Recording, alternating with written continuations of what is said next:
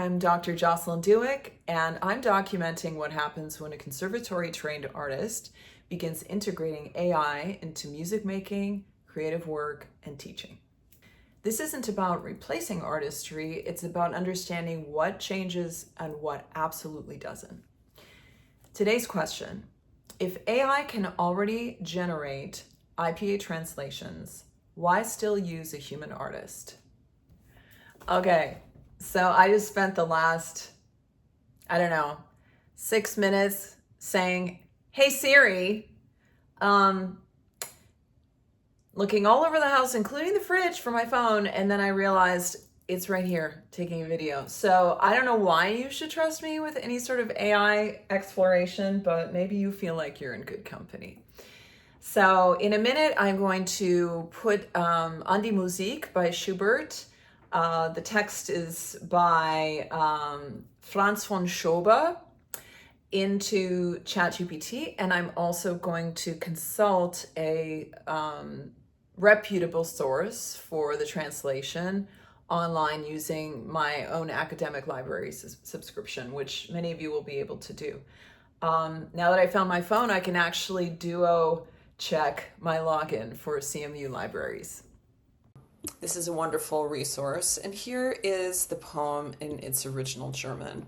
So we'll cut and paste this from this site and say into chatgpt.com, translate this text for me, and plug it in. And that took about 2 seconds. Here we have the two translations, which I'm going to leave it to you to guess which is by whom. All right, so first line, you gracious art versus beloved art. In how many gray hours, in how many a bleak hour, when life's wild turmoil held me fast, when I'm enmeshed in life's tumultuous round, have you kindled my heart to warm love? Have you kindled my heart to the warmth of love, and carried me away into a better world, and borne me away to a better world? Any guesses so far? Very similar. You could think also about the scansion, when life's wild turmoil versus when I am enmeshed in life's tumultuous round. All right, second stanza. Often a sigh, escaping from your harp, escaping from your harp. A sweet sacred chord from you, a sweet celestial chord has revealed to me the heaven of happier times.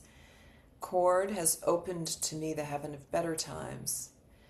You gracious art, beloved art, for this I thank you. So you see they're very similar. Well, of course, ChatGPT has access to all of these texts, right? Access to myriad texts, anything you want. So is it sort of cobbling together a translation that maybe comes from Wigmore, maybe comes from Lois Phillips? I'm not sure. Well, if you didn't guess yet, the one on the left is ChatGPT. And I have to say, I kind of like the scansion here. When life's wild turmoil held me fast, a sweet sacred chord from you, versus when I am enmeshed in life's tumultuous round. Right? That works too. That's sort of a dactyl, ba ba ba ba ba ba ba, a triplet. When I am enmeshed in life's tumultuous round, that could work. A lot of dactyls in German. Honestly, I think they're both pretty good. So why use a human translation at all?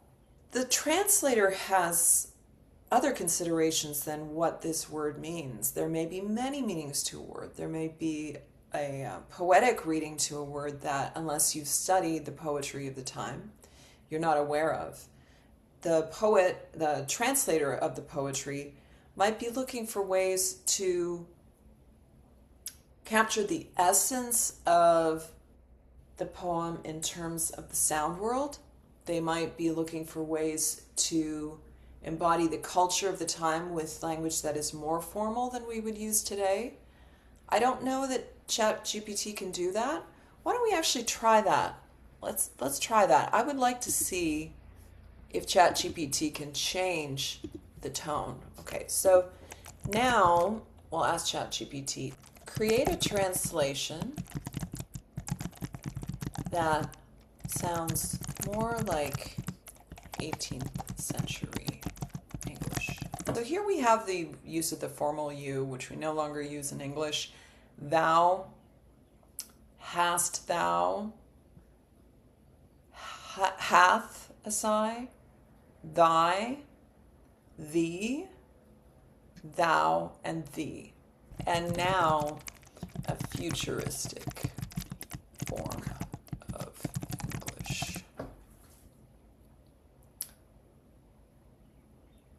Beloved art, through countless low signal hours when the chaos loop of life had me fully locked in, you rebooted my heart with human warmth. Well, that's pretty cool. I mean, I'm not going to lie to you. I find that really, really invigorating. I actually think, based on today's session, that I would explore that a little bit more, if only to have a 360-degree view of what we're looking at here. Sort of having this reward in play of looking at these various translations, having a good laugh, having a chuckle. That absolutely helps us to learn something better. I don't think that there's anything wrong with using ChatGPT for translations, honestly. Again, if you've done the word for word on your own using a dictionary.